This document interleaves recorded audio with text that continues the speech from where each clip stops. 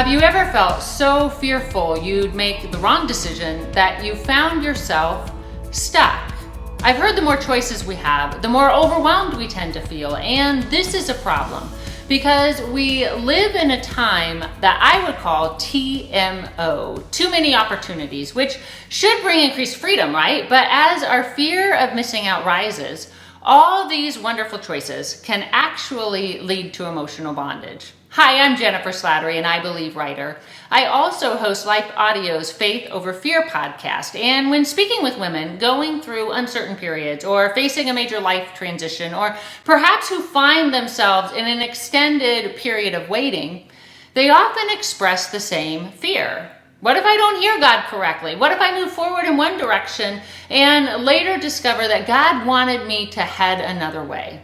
To which I reply, God is a loving and faithful Father who promises to guide us. He's not watching over us with a scowl saying, oh, she got it wrong that time. No, He's gentle and patient with us and our feeble but heartfelt attempts to follow Him. And many times He leads us forward without our awareness so that one day we glance about and realize, wow, God set all this up. And I've found whenever He wants me to move forward in a definite direction, He makes that clear. And He repeats Himself again and again and in numerous ways until I understand.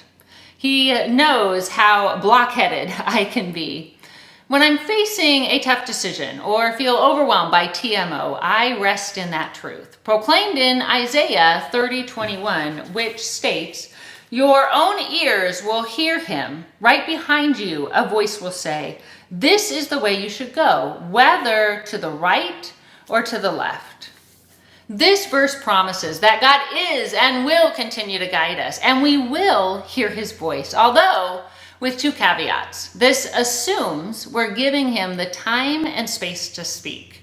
Our world can become pretty noisy, drowning out His voice. So we need to make sure we're periodically disconnecting from all that to connect with Christ. And two, our hearts must be surrendered to Him. If we're actively living in sin, living in rebellion, our spiritual hearing will become dull. But if we're honestly seeking His will and regularly connecting with Him through prayer and Bible reading, we can trust Him to faithfully guide us. And here's a truth I hope brings you comfort.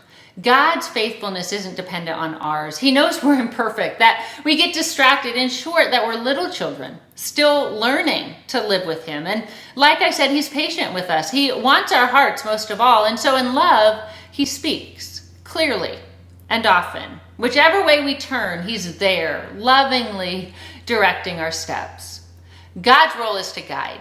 Ours is to listen, to cultivate a listening ear, but as we do, to rest in grace, to rest in our Father's love, knowing He's a good, faithful, loving Father. And so long as our hearts are turned to Him, so long as we truly want to follow His will, He'll show us how to do that. And I believe He receives great joy in the process, similar to the joy we feel when our children seek out our help or guidance. So relax. Surrender your heart and your plans to Christ, trusting Him to lead you.